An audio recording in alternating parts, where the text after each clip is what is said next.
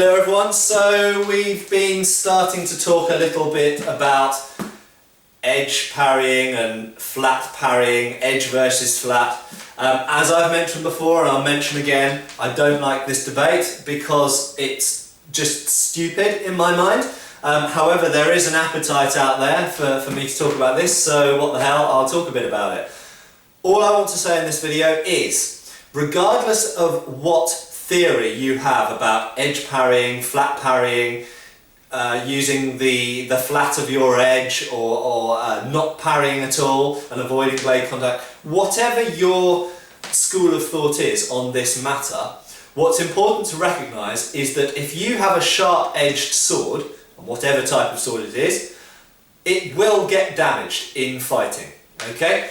It doesn't matter whether you only parry with your flat, the opponent might parry with their edge, okay? It doesn't matter whether you only parry with your edges or the flats of your edges or only at 45 degrees and never at 90 degrees, or if you only parry at 90 degrees, or if you only parry with the strong of your blade, or if you only parry with the weak of your blade, or if you avoid parries altogether and just void and strike back, counter-cutting and so on.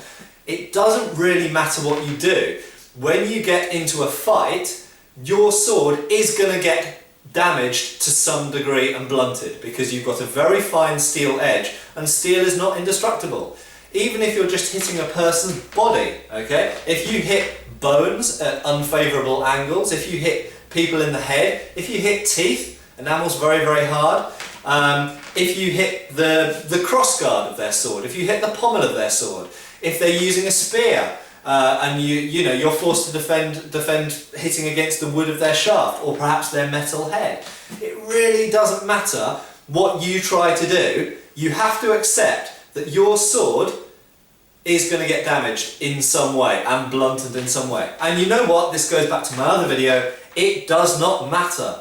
It's about staying alive and removing the threat, which might mean killing your opponent, disabling your opponent, or might mean, frankly, defending yourself and running away. Okay? Whatever the situation is, it's about defending your life with sharp weapons. If your weapon gets a bit blunted or a bit damaged, you know what? You resharpen it. And it's important to note, contrary to what some people have said, who are completely wrong, and I actually think lying, knowingly lying in many cases, there are many, many, many hundreds of swords, original swords, right the way across European history that show edge damage. There are archaeologically found, i.e. out of the ground found, swords that have edge damage. There are river-found swords that have edge damage.